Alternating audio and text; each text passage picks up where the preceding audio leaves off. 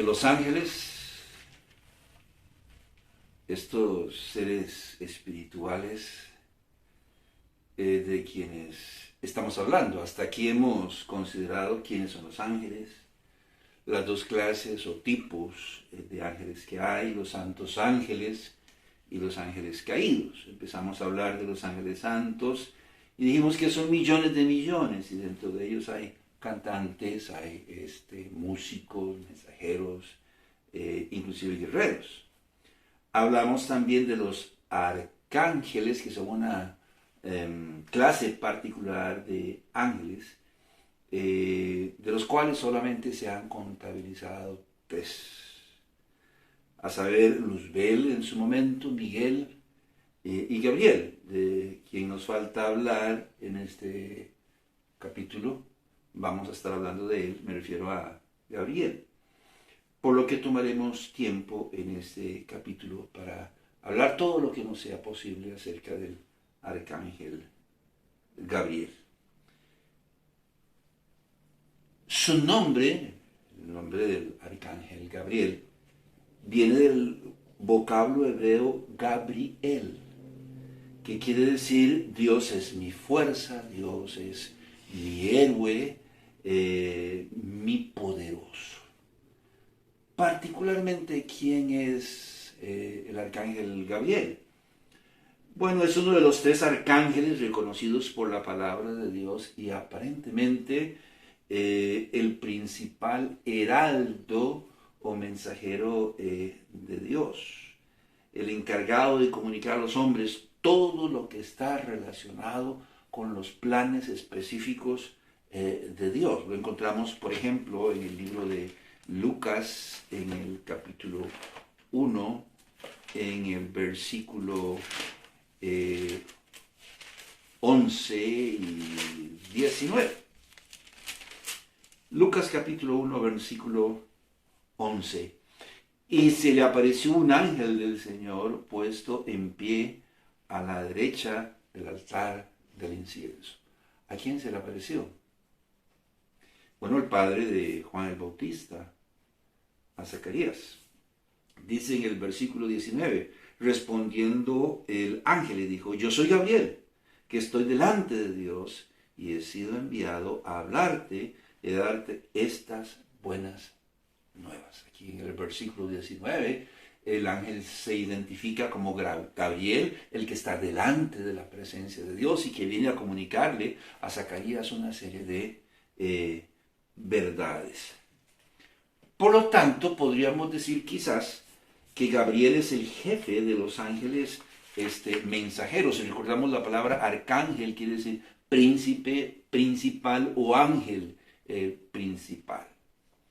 Por ejemplo, encontramos a Gabriel encargado de comunicarle a Daniel el significado de las visiones que recibió de los 2 carneros y la visión de las 70 semanas, probablemente entre otras visiones que Daniel recibió. Lo encontramos ahí en Daniel en el capítulo 8, en el versículo 15 al 19, y en Daniel en el capítulo 9, en el versículo 21 al 22. Usted puede comprobarlo. Le correspondió al arcángel Gabriel también anunciar la concepción de Juan el Bautista, según acabamos de leer. Le correspondió también al arcángel Gabriel anunciar la concepción del Señor Jesucristo a la Virgen María. Y probablemente haya sido el encargado de decirle a José, el marido o esposo de María, que no debía infamarla, que lo que en ella había era concebido por el Espíritu de Dios. Probablemente también haya sido el encargado de avisarle a José que era necesario que tomase a su esposa y saliese de su casa, de su hogar, porque iba a morir o iban a morir a manos de Herodes, que era importante que salieran de su casa y que huyeran a Egipto. Más tarde también le avisaría a José que Herodes había muerto y que ahora podía regresar de nuevo a la tierra de Israel. Déjeme decirle que si estamos hablando de los arcángeles todavía un poquito, de Luzbel, de Miguel y en este caso de Gabriel, antes de proseguir, no reconocemos a ningún otro. Si bien es cierto, Luzbel cayó, los otros dos siguen vigentes hoy en día. Pero no reconocemos ni a Rafael, ni a Uriel, ni a Raguel, ni a Saril, ni a Remiel, ni a Jofiel, ni a ningún otro. Pues los registros que hablan o mencionan la existencia de estos pseudo arcángeles se encuentran en la literatura apócrifa, no en las Sagradas Escrituras. Por apócrifa o deuterocanónica nos referimos a libros que están considerados como no inspirados. La palabra de Dios, las Sagradas Escrituras, los 66 libros que conforman las Sagradas Escrituras, los 39 del Antiguo Testamento y los 27 del Nuevo Testamento, no mencionan ni a Rafael, ni a Uriel, ni a Raguel, ni a Sariel, ni a Remiel, ni a Jofiel, ni a ningún otro. Los únicos mencionados son Luzbel, Miguel y Gabriel.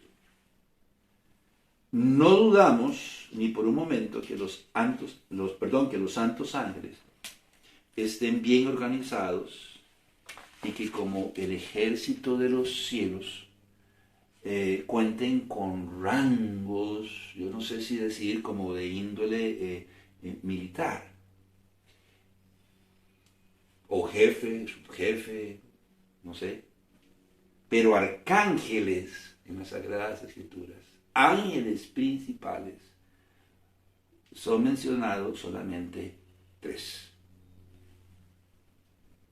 Debo decir que dentro de los santos ángeles, además de las huestes celestiales y de los arcángeles, tenemos también a los querubines.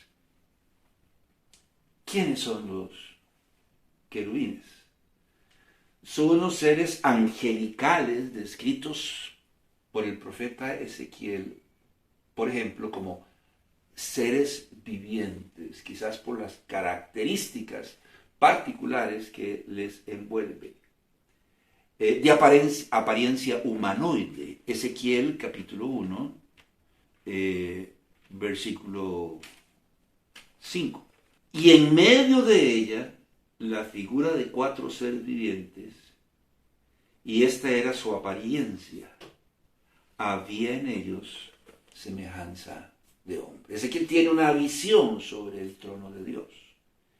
Y de repente dice que en el trono de Dios, él puede ver 4 seres vivientes. Si usted sigue leyendo en el capítulo 1 del libro de Ezequiel, va a notar que aunque tenían apariencia humanoide, cada uno de estos 4 seres vivientes tenía 4 rostros diferentes. Y tenían 4 alas también. Tenían patas de becerro. Son seres centellantes. Parecen brasas de fuego. Tienen brazos y manos de hombre. Se juntan los 4 por los extremos de sus alas. Recuerde que estamos diciendo que tienen 4 rostros y 4 alas. Con 2 probablemente cubren su cuerpo y con las otras 2 extendidas tocan los extremos de las alas del otro ser viviente. Aparentemente, más que 4 rostros, tienen 4 cabezas, por decirlo de alguna manera. Con 4 rostros, y la posición de sus rostros era la misma en los 4. Ezequiel, capítulo 1, versículo 10. Y el aspecto de sus caras era cara de hombre y cara de león al lado derecho de los 4. Y cara de buey a la izquierda en los 4, asimismo había en los 4 cara de águila. Entonces notemos lo que la palabra de Dios está diciendo de estos 4 seres vivientes. Del lado derecho tenían algo como, no sé si en esta posición, ¿verdad? Como cara de hombre y cara de león. Y del lado izquierdo como cara de buey y cara de águila. Valga decir que la palabra querubín aquí en el libro de Ezequiel es de un significado incierto. Sin embargo, suele traducirse como el próximo. O sea, cuando está hablando de un querubín, está hablando de un ser viviente que es próximo o cercano a Dios. Inclusive se ha pensado en traducirlo como el que ora. Y es muy interesante porque en las Sagradas Escrituras muchas veces encontramos al querubín como en esta posición, ¿verdad? Con sus alas extendidas en actitud de oración. Entonces la palabra querubín, de traducción incierta, suele traducirse como el próximo, el cercano, o el que ora, hablando de 4 seres vivientes que están cerca de la presencia de Dios y siempre están en actitud de oración o de adoración. Tienen 2 de sus alas extendidas muchas veces hacia arriba y con las otras 2 cubren sus cuerpos o las extienden para tocar los extremos de los otros seres vivientes. Decíamos que son básicamente seres, y creo que por aquí en algún momento lo dijimos, que son como hachones encendidos, como carbones encendidos. Cuando vuelan por los aires, tienen apariencia de carbones o hachones encendidos. Ezequiel capítulo 1, versículo 14 dice, y los seres vivientes corrían y volvían a semejanza de relámpagos.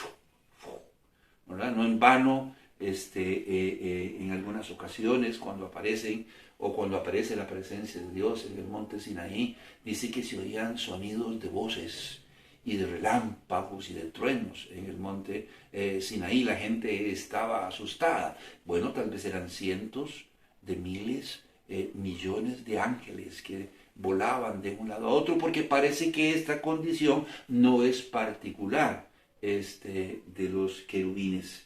Pero sí dice de ellos que cuando vuelan por los aires tienen apariencia de carbones o hachones encendidos.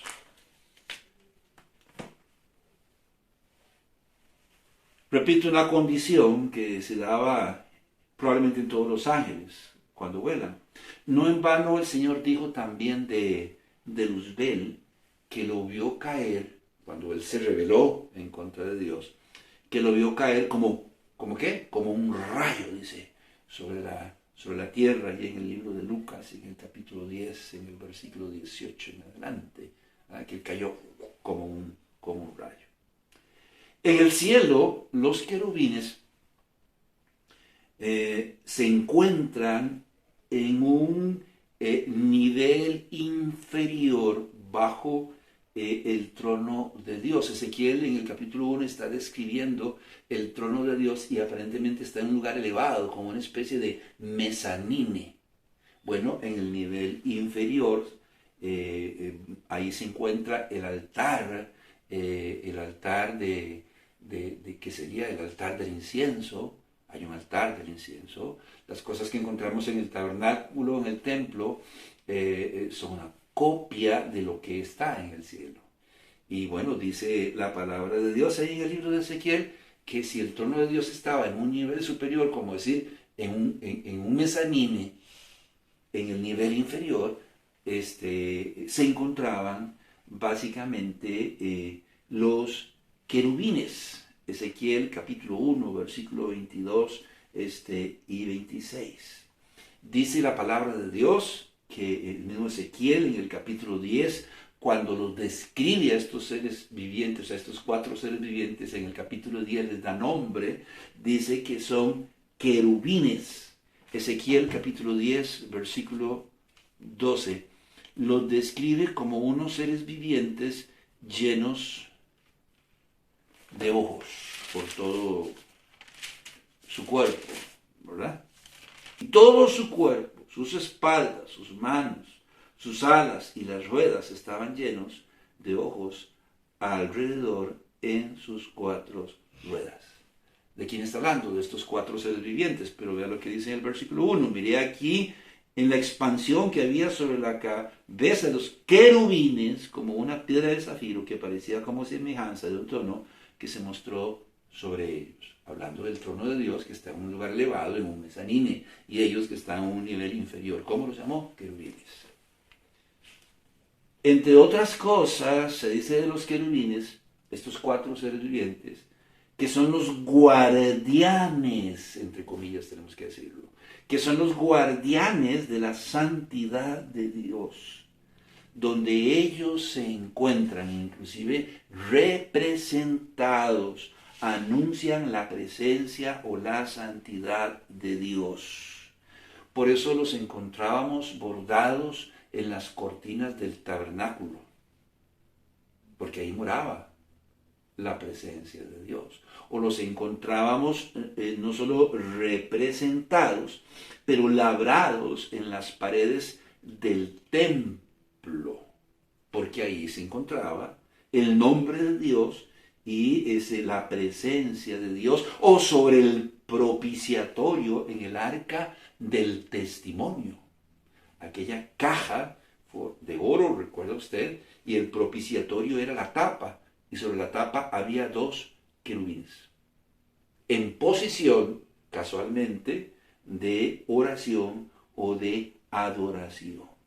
Aún en la arqueología, cuando aparece representado un querubín en una cueva, en una caverna, por ejemplo, en sus paredes, es una señal, ¿verdad? Una evidencia fidedigna de la presencia de elementos sagrados del pueblo judío en ese lugar. Y casualmente así hallaron las criptas o las cuevas que están bajo el monte de Jerusalén, de Moria, ¿verdad?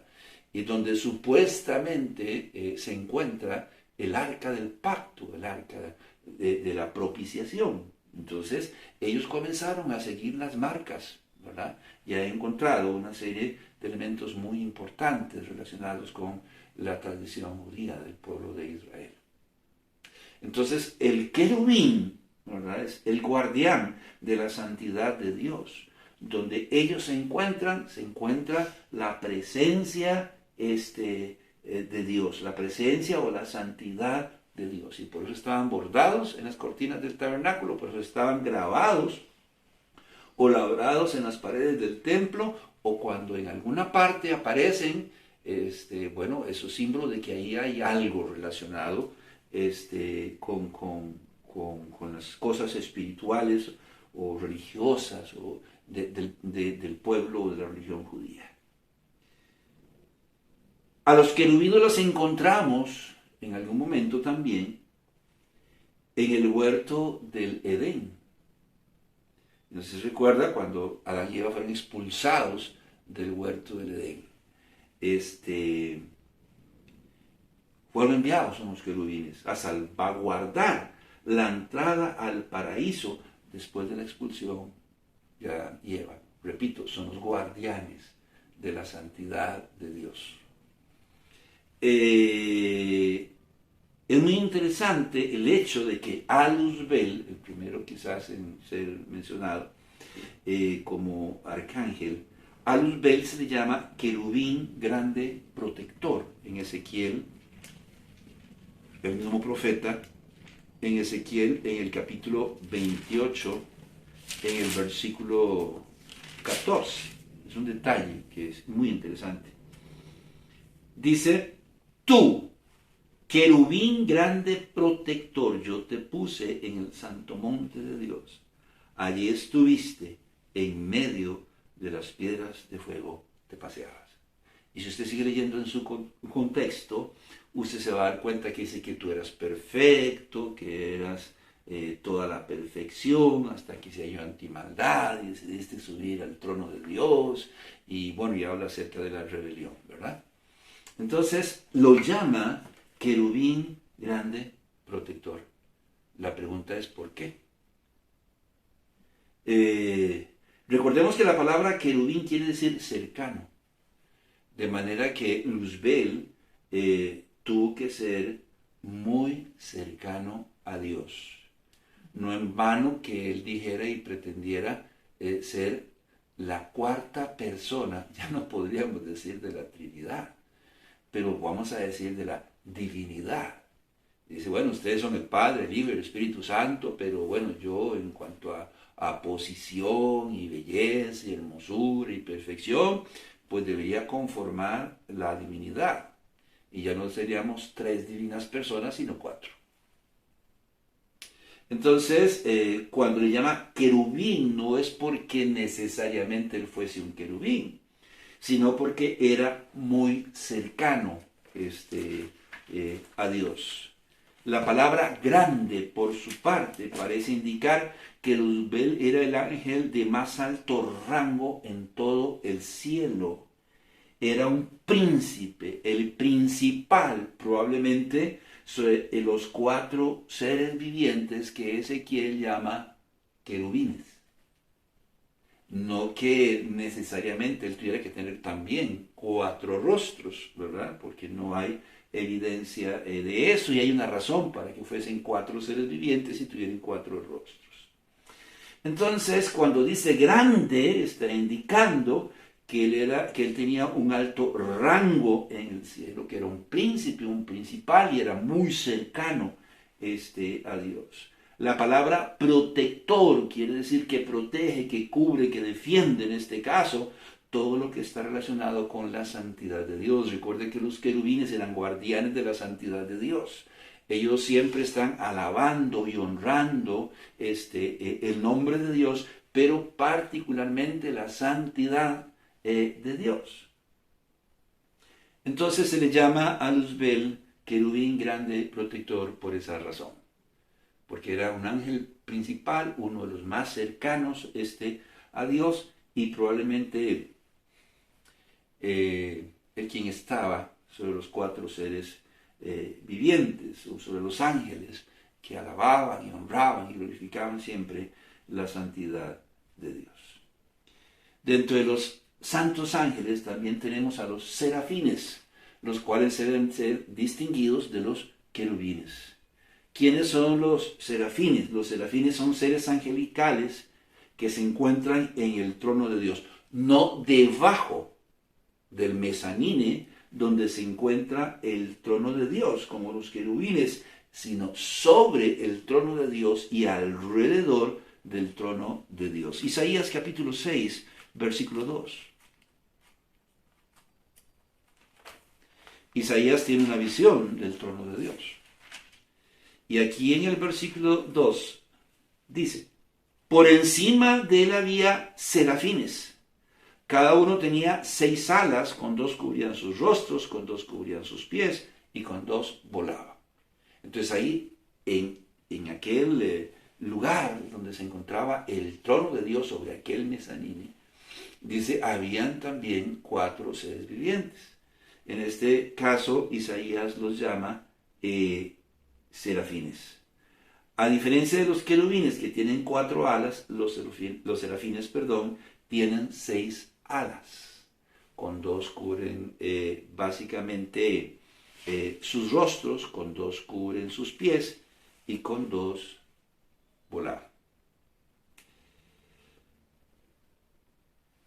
Aunque Isaías no describe, ni dice, ni menciona el hecho de que tuvieran 2, 3 o 4 rostros, o sea, aunque Isaías no describe sus rostros, sí menciona el hecho de que siempre están exaltando la santidad de Dios. Isaías 6:3. Y el uno al otro daba voces diciendo, Santo, Santo, Santo, Jehová de los ejércitos. Toda la tierra está llena de su gloria. Ahí está. Los querubines en el nivel inferior, exaltando, salvaguardando la santidad de Dios, y los serafines en el trono de Dios, alrededor o por encima de él, exaltando la santidad de Dios. Sin embargo, el apóstol Juan, en el libro de Apocalipsis, los llama los 4 seres vivientes. Dice que, al igual que Isaías, todo su cuerpo se encuentra lleno de ojos.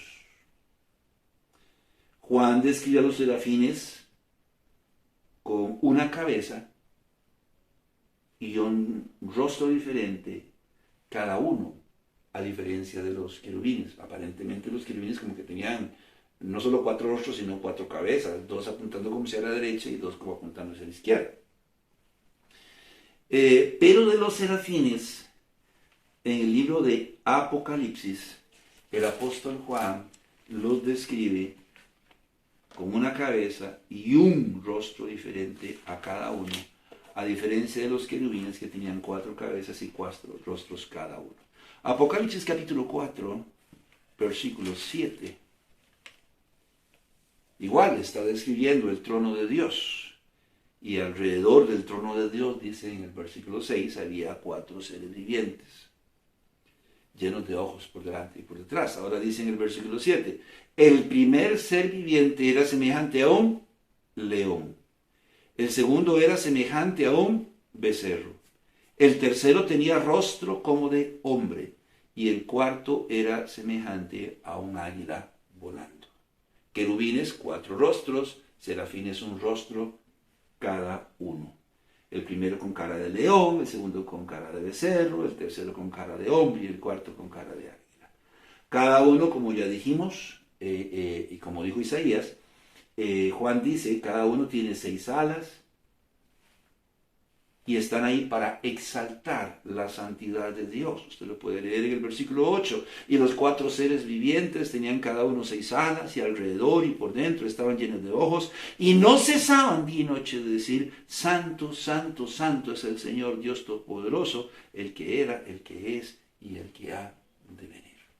Si usted lee el libro de Apocalipsis va a darse cuenta que cada vez que estos 4 seres vivientes o los serafines cantan, santo, santo, santo, es como una hora predefinida. Los 24 ancianos que están delante de la presencia de Dios y los cientos de miles y millones de ángeles se ponen de pie. Y de repente se postran delante de la presencia de Dios. Es el momento de adorar. Y son los serafines los que marcan ese momento específico en que deben ponerse de pie y postrarse delante del Señor, de cuando en cuando. Estas son las diferentes clases de santos ángeles mencionados en la palabra de Dios. Los arcángeles, los querubines, los serafines y las huestes celestiales. Al saber de ellos, surge una pregunta. Siendo seres celestiales, podríamos pedirles, hacerles alguna petición a ellos, o rogar por su cuidado y por su protección. Pedirles no. El Señor dice que Él no comparte su gloria con nadie en el libro de Isaías. Pedirles no. Esto es algo que solo podemos hacer con el Padre. En Mateo, en el capítulo 6, en el versículo 9 o en el libro de Lucas. Cuando los apóstoles le dicen al Señor Jesucristo, enséñanos a orar, seguro oraba muy bonito. Enséñanos a orar. ¿Usted recuerda la respuesta del Señor Jesucristo? Oraréis así. ¿Qué dijo? ¿Arcángel Miguel? ¿Arcángel Gabriel? No, en ningún momento. Él dijo, oraréis así. Padre nuestro que estás en los cielos, santificado sea tu nombre. ¿A quién le pedimos? Al Padre. A nadie más. No podemos pedirle absolutamente nada a los ángeles. Solamente podemos pedirle o presentarle nuestras peticiones, inquietudes y necesidades. ¿A quién? Al Padre. No sabemos con seguridad, aunque mencionamos al principio algunas actividades o ministerios de los santos ángeles, pero no sabemos con seguridad cuál es el ministerio que los ángeles ejercen a favor de los creyentes, sobre todo después de la venida del Espíritu Santo. mas no es oír, no es atender y responder las peticiones de los creyentes. Los libros de las tradiciones de las religiones hindúes pueden decir cualquier cosa. Escritos encontrados en Egipto y Mesopotamia pueden decir cualquier cosa. Pero la única regla de fe práctica para nosotros los creyentes es la palabra de Dios. Y la palabra de Dios no dice que nosotros debamos pedirle absolutamente nada a los ángeles. Ahora, eso no quiere decir que no podamos pedirle a Dios, que podamos pedirle al Señor, que mande a sus ángeles en nuestra ayuda y nuestra protección. Salmos capítulo 91, un salmo muy conocido por todos. En el versículo 11 dice: pues a sus ángeles mandará cerca de ti, que te guarden en todos sus caminos. Claro, porque no pedirle al Señor que mande sus ángeles. Ahora, yo no sé, sarcásticamente hay unos que están medio distraídos. Yo conozco más de un niño que ha sido levantado por un vehículo automotor. Y el doctor dice: bueno, pero dígame una cosa, el ángel de este chiquito estaba como medio distraído.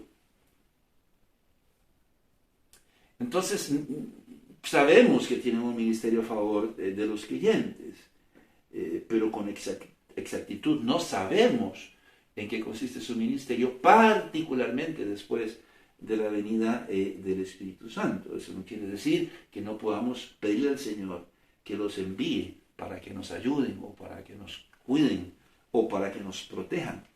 En Mateo 21:33 hay un concepto que es el concepto del vallado, ¿verdad? El vallado era aquella especie de cerca que se levantaba alrededor de una propiedad después de que ésta había sido sembrada, para protegerla de los animales que podían entrar o invadir. Había vallados para proteger ciudades enteras de los enemigos, que eran como bardas o aquellos postes con alambres que se ponían en la playa durante la Segunda Guerra Mundial para evitar que entraran los enemigos por las costas. Entonces, Mateo 21:33, Señor, crea vallado alrededor de mí. Envía ángeles que me salvaguarden y me protejan. No porque lo pidamos va a suceder, ya eso está dentro de la soberanía de Dios. Lo que estamos diciendo es que no podemos pedirle a los ángeles nada, pero podemos pedirle, porque la Biblia no dice nada al respecto, en contra, a Dios que envíe sus ángeles para cuidarnos y protegernos, y ya eso entra dentro de la soberanía de Dios, hacerlo o no. Hasta aquí este segundo capítulo. Surge otra pregunta, y eso conllevaría todo un estudio, pero podemos mencionarlo. ¿Por qué los querubines tenían 4 rostros? O por lo menos 4 cabezas con 4 rostros. ¿Y por qué los serafines, cada uno, tenía un rostro diferente al otro? Uno tenía, qué sé yo, rostro de león, el otro de becerro, el otro de hombre y el otro de águila. ¿Por qué? O sea, ¿qué necesidad? Eran como monstruos, dirá inclusive alguien. Bueno, estos 4 rostros son 4 perspectivas del Señor Jesucristo, como 4 evangelios hay y 4 perspectivas de los evangelistas hay. Cada uno de los 4 evangelistas, Mateo, Marcos, Lucas y Juan, nos hablan de una perspectiva del Señor Jesucristo. Digamos que alguien le ve de frente, alguien le ve del lado derecho, alguien le ve del lado izquierdo y alguien le ve la parte posterior. 4 perspectivas de una misma persona. Por ejemplo, el rostro de león en Mateo, es Mateo quien nos presenta al Señor Jesucristo como el león de la tribu de Judá, el Rey de Reyes, el Señor de Señores, el Mesías príncipe, el que ha de venir, el cumplimiento de las profecías. Podríamos hablar mucho al respecto. Mateo menciona, por ejemplo, la visita de los Reyes Magos que vienen a recibir al Rey. Entonces podríamos hablar del grupo de personas que vienen a recibir al rey, un heraldo también real, Juan el Bautista, etc. El rostro de becerro, de buey. Marcos nos presenta al Señor Jesucristo como el buey, o bien sea el siervo perfecto. En Marcos 10:45 dice que Él no vino para ser servido, sino para servir y dar su vida en rescate por muchos. A lo largo del Antiguo Testamento encontramos la imagen del becerro siendo sacrificado. Bueno, Marcos habla del Señor Jesucristo desde esa perspectiva. El rostro del hombre, Lucas nos presenta al Señor Jesucristo como el hombre perfecto, porque el Hijo del Hombre vino a buscar y a salvar lo que se había perdido. Entonces, él no ve la perspectiva de la realeza del Señor Jesucristo, ni habla mucho acerca de la perspectiva del sacrificio del Señor Jesucristo, sino como el hombre perfecto, el Hijo del Hombre. Por último, Juan es quien nos habla del águila, el rostro del águila. Juan finalmente nos presenta al Señor Jesucristo como el Hijo de Dios, Lucas como el Hijo del Hombre, y Juan como el Hijo de Dios, el que viene ¿de dónde? Del cielo, como el águila. 4 perspectivas de una misma persona. Se lo voy a decir así, si no lo hemos entendido, pues ojalá lo podamos entender ahora. El tema central de las Sagradas Escrituras se llama Jesús. Él es el tema central de las Sagradas Escrituras y está representado a lo largo y ancho de las Sagradas Escrituras. Jesús decía, de a mí habló Moisés. Y la gente, ¿cuándo habló Moisés de usted? De la peña de Oreb, del maná que cayó del cielo, del agua que salió de la peña, del cordero que fue sacrificado, etc. Cristo es el centro de las Sagradas Escrituras. Es el tema central de las Sagradas Escrituras. Mi amigo, mi amiga, mi hermano, mi hermana. Y si Cristo es el centro, el tema central de las Sagradas Escrituras, Cristo debería ser el centro de nuestra vida, de nuestra existencia, de nuestros pensamientos, de nuestra voluntad. Mi nombre es Carlos Corrales, que Dios los bendiga y nos vemos en el próximo capítulo, hablando acerca del otro tipo de ángeles, los ángeles caídos. Que la pase bien.